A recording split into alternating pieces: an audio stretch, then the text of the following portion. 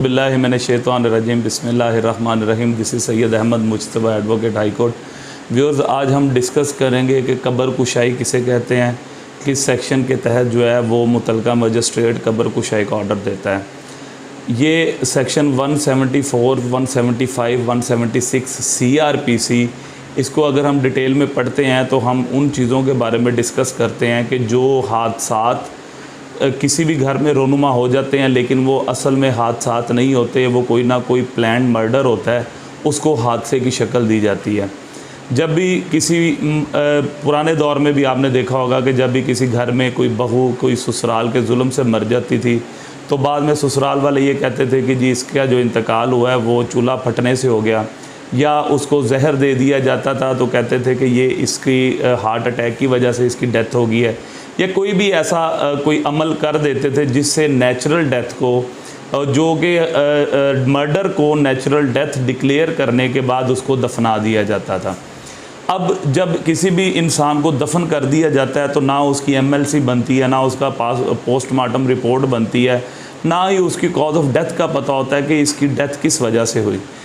Time गुजरने के बाद जब भी कभी उसके जो घर वाले हैं या उसके जो लीगल एयर्स हैं उनको पता चले कि हमारी बेटी को या हमारे बेटे को नेचुरल डेथ नहीं कॉज हुई और उसका जो इंतकाल हुआ है वो नेचुरल डेथ नहीं थी बल्कि उसको कोई जहर दे के मारा गया, या उसको तशद्दुद करके मारा गया, या जो उसकी बर्निंग हुई है या चूल्हा फटा है, फटने की वजह से उसका इंतकाल हुआ है, जलने की वजह से उसका इंतकाल हुआ है, तो वो सारे जो जब इनको सच या हक़ाइक़ का पता चलता है तो ज़ाहिरी बात है कि उनको अब FIR करवाने के लिए उनको कॉज ऑफ डेथ का पता होना चाहिए। जब कॉज ऑफ डेथ का पता तभी होगा जब हमारे पास डेड बॉडी मौजूद होगी।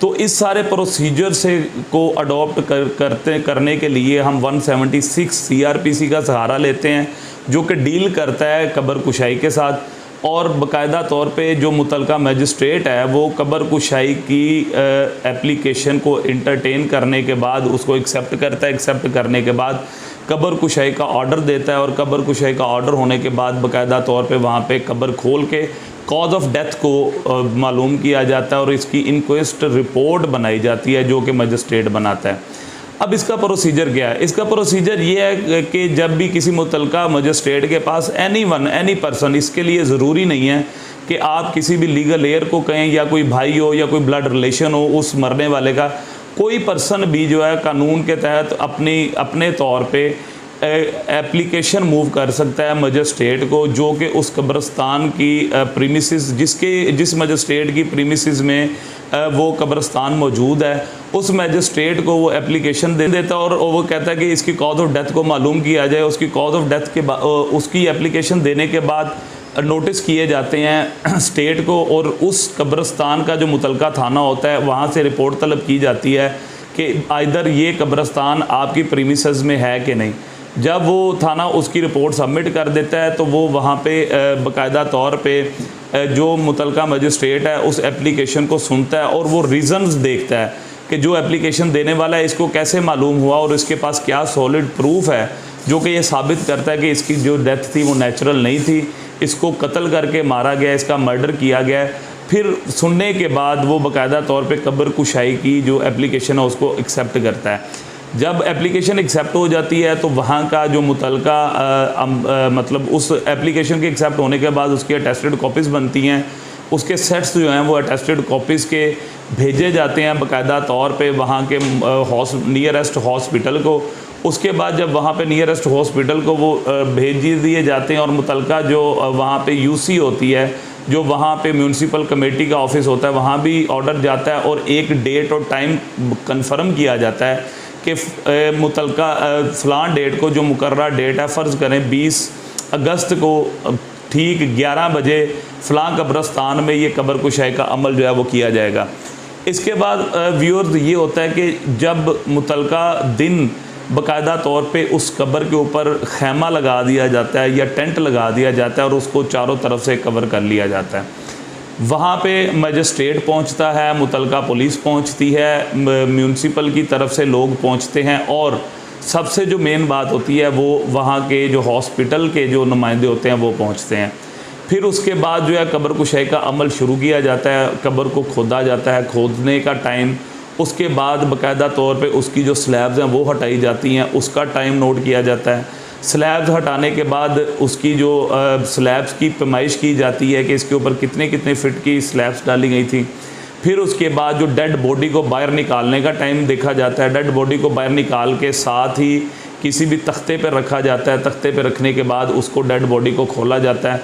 डेड बॉडी को खोलने के बाद उसकी टोटल बॉडी का जायज़ा लिया जाता है। अब यहाँ पे दो किस्म की डेथ्स हो सकती हैं, या तो उसको तशद्दुद करके मारा गया हो, अगर तशद्दुद करके नहीं मारा गया तो या उसको जहर दे के मारा जाता है। फिर वहाँ से सैंपल्स कलेक्ट किए जाते हैं। सैंपल्स जो है मुतलका जो हॉस्पिटल के नुमाइंदगान होते हैं वो उसकी सारी रिब्स को चेक करते हैं, उसकी स्कल को चेक करते हैं, उसकी पूरी बॉडी को एग्जामिन करते हैं और देखते हैं कि कौन कौन सी जो बॉडीज़ की जो बोन्स हैं वो फ्रैक्चर हैं। फिर उसकी वो तरतीब के साथ वो अपने तौर पे वो उसको राइट करते जाते हैं। अब जो सैंपल्स कलेक्ट किए जाते हैं, सैंपल्स वो कलेक्ट किए जाते हैं, उसके नाखून को लिया जाता है, उसके बालों को लिया जाता है, उसके दांतों को लिया जाता है और साथ में उसके सैंपल्स कलेक्ट किए जाते हैं जो कि उसके स्टमक से लिए जाते हैं। वो सैंपल्स कलेक्ट करने के बाद एक जार में महफूज कर लिए जाते हैं और उन्हीं सैंपल्स को PFSA जो फोरेंसिक साइंस की लेबॉर्ट्री है वहाँ पे भिजवा दिया जाता है। फिर उसके बाद कब्र को जो टाइम बंद करने का टाइम होता है मजिस्ट्रेट की मौजूदगी में, वो फिर उसको दोबारा जो उसकी बॉडी है उसको बंद करने के बाद उसको कफन को बंद करके दोबारा कब्र में रख के उसके ऊपर स्लैब दे के और उसको क्लोज़ कर दिया जाता है। जब ये सारा प्रोसीजर मुकम्मल हो जाता है फिर जो अमला जो सैंपल्स कलेक्ट करके लेके गया था वो उसके मुताबिक एक रिपोर्ट तरतीब देते हैं और वो बाकायदा तौर पे एक पोस्टमार्टम रिपोर्ट सामने आ जाती है। अगर कॉज ऑफ डेथ जो थी वो किसी स्कल में इंजरी की वजह से थी, अगर कॉज ऑफ डेथ थी किसी जहर की वजह से थी, तो वो जो सैंपल कलेक्ट किए गए थे वो PFSA की रिपोर्ट जो है वो तरतीब देते हैं। PFSA की जो फाइनल रिपोर्ट आती है उस रिपोर्ट में हर चीज़ को मेंशन किया जाता है, इवन कि अगर उसमें जहर दे के मारा गया हो तो वो भी जो जहर है वो डिडक्ट हो जाता है और वो जो रिपोर्ट है बाकायदा तौर पे सामने आ जाती है और कॉज ऑफ डेथ का पता चल जाता है।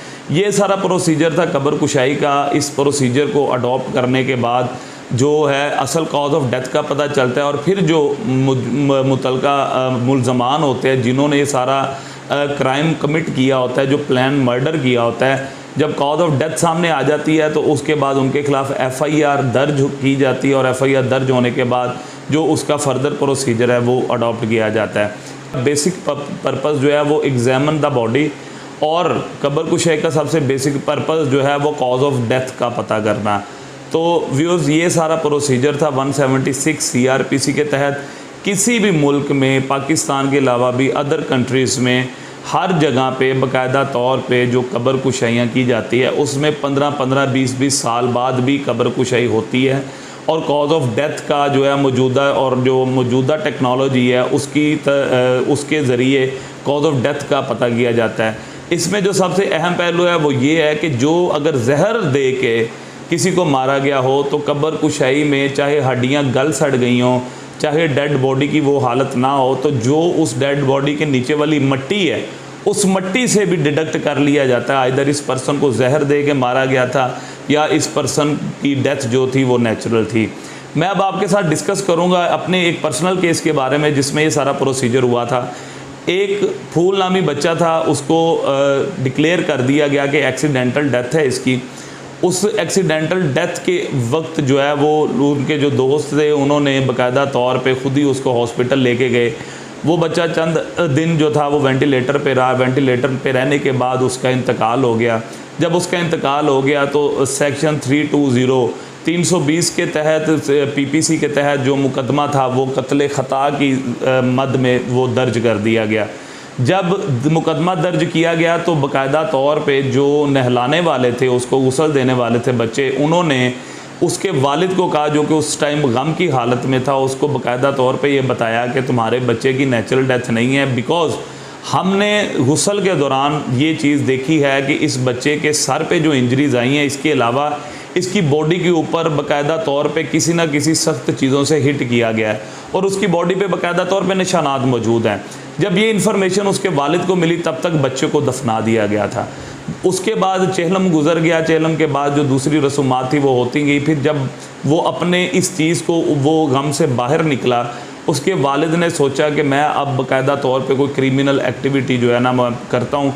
उसने फिर एप्लीकेशन हमने मूव की, जो मुतलका मजिस्ट्रेट था उसके पास एप्लीकेशन मूव की, यही सारा प्रोसीजर अडॉप्ट किया गया।